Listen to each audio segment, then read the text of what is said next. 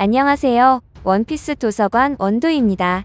원피스 1153화 로키의 탄생이 공개된 후 전세계 팬 커뮤니티는 그야말로 전쟁터로 변해버렸습니다.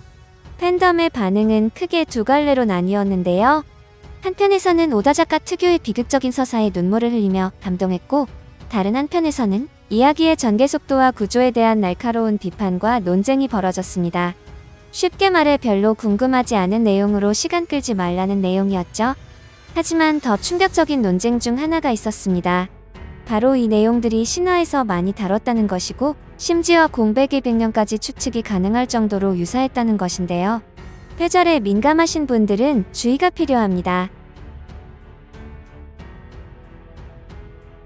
오이디푸스의 저주 예언, 부친 사례, 그리고 자기 실현적 운명. 이번 해외 팬덤의 사이에서 가장 활발하게 논의된 지점 중 하나는 로키의 이야기가 고대 그리스 비극 오이디푸스 왕과 놀라울 정도로 유사하다는 점입니다. 엘바프의 이야기와 얼마나 비슷한지 지금부터 시작해보겠습니다. 이번 원피스 1153화에서 에스트리드가 아들이 아버지를 죽일 것이라는 예언 때문에 로키를 버리는 행위는 고대 그리스 이야기의 오이디푸스의 아버지 라이오스 왕이 받은 신탁과 굉장히 유사하다는 것이고, 예언을 피하기 위해 에스트리드가 로키를 지하 세계로 던지는 것은 그리스 이야기의 라이오스와 이오카스테가 갓난아기 오이디푸스를 산해버린 행위를 그대로 연상시킨다는 점입니다.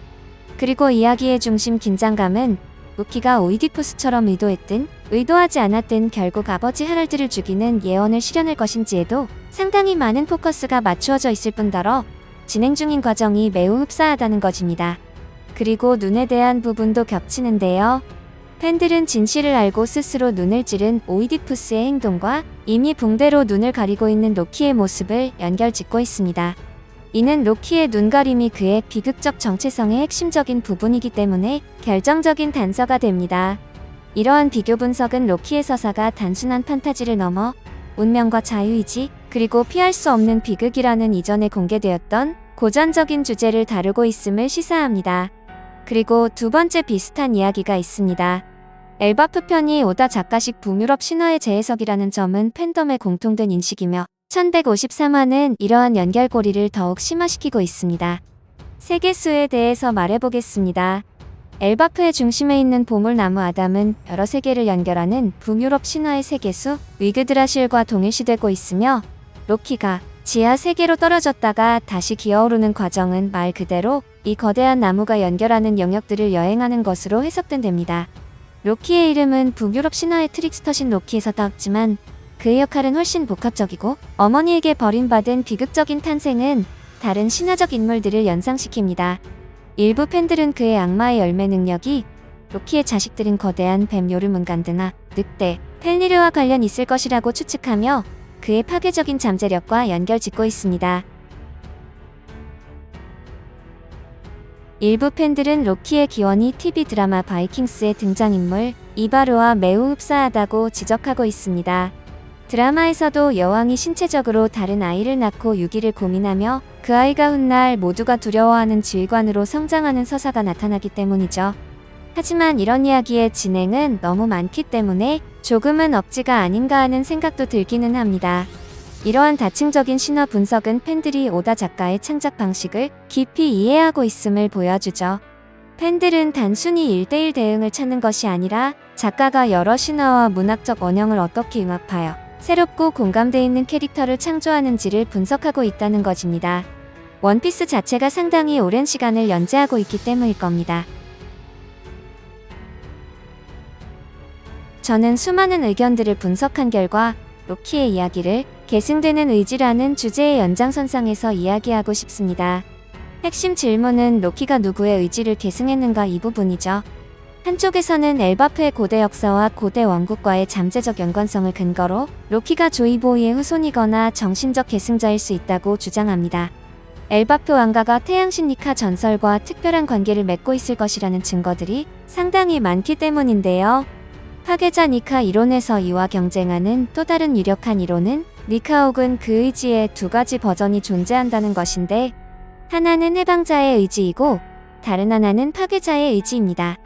하지만 이번 엘바프에서 로키와 록스의 서사가 공개된 후 록스를 동경하고 파괴적인 잠재력을 보이는 로키가 이 어두운 의지의 계승자라는 것이 이번 이론의 골자입니다.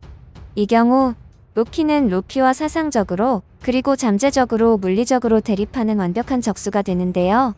물론 현재 루피와 로키의 분위기가 루피의 동료 발언으로 훈풍을 타고 있지만 아직 로키의 대답이 없었고 오히려 로키는 자기 자신이 모든 것을 결정하고 누구를 따르지 않는다는 이야기를 했다는 것입니다. 이번에 이슈가 되고 있는 계승되는 의지 이론은 로키가 D의 일족일 것이라는 추측과 맞물리고 있습니다. 거인족이면서 D의 이름을 가진 사우로의 존재는 이 가능성에 대한 명확한 선례를 제공하고 있으며 만약 로키가 지백의 의지를 계승했다면 그 역시 D의 이름을 가졌을 것이라는 추론은 굉장히 타당하다는 것입니다. 이러한 논의들은 로키의 개인적인 비극이 어떻게 원피스의 거대 서사, 공백의 100년의 진실과 최종 전쟁의 구도에 직접적으로 연결될 수 있는지를 탐구하며 엘바프 편의 중요성을 한층 더 끌어올리고 있습니다. 오다는 생각보다 엘바프와 바이킹, 거인들의 굉장한 의미를 두고 있고 공백의 100년과 원피스 최종장에서 엘바프는 절대 빠질 수 없다는 것을 우리는 점점 피부로 느끼고 있습니다. 그리고 제가 앞에서 이야기했던 가장 큰 문제점을 이야기해 보겠습니다. 이번 원피스 1153화는 원피스의 전개 속도에 대한 오랜 논쟁에 다시 불을 지폈고 이번 과거 회상을 불필요한 시간 끌기로 간주하며 강한 불만을 표출하는 반응들이 굉장히 많았습니다.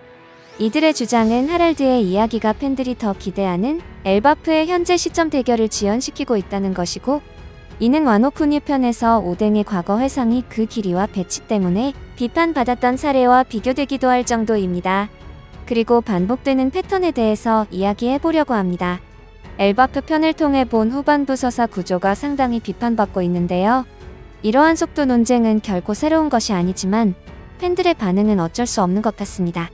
결국 이 속도 논쟁의 근본적인 원인은 독자들이 가진 두 가지 상반된 욕구의 충돌에 있다는 것이고 제발 빨리 좀 핵심 결과만 바라는 독자들이 많아졌다는 증거이기도 합니다. 오다 작가는 작품의 최종장을 향해 가면서 각 섬의 이야기를 공백의 100년과 같은 거대한 미스터리와 연결시키며 서사적 밀도를 점점 더 우선시하고 있기 때문에 이런 반응들은 계속될 것으로 생각합니다. 하랄드의 과거 회상은 단순히 로키 개인의 이야기가 아니라 엘바프와 세계 정부의 관계, 거인족의 역사, 그리고 D의 일족에 대한 단서를 포함하는 바로 이 밀도 높은 서사의 전형적인 결과물이기 때문에 오다 역시 어쩔 수 없는 것 같습니다.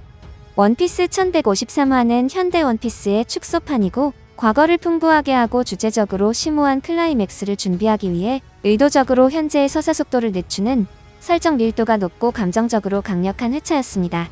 이로 인해 촉발된 열띤 논쟁은 작품의 약점이 아니라 오히려 서사의 복잡성과 팬덤의 높은 분석 수준을 증명하는 지표가 될 것입니다.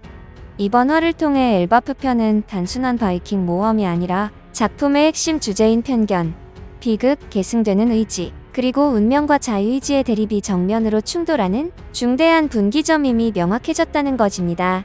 재미있게 보셨거나 재미없게 보셨다면 구독, 좋아요 부탁드립니다. 사랑한다고요.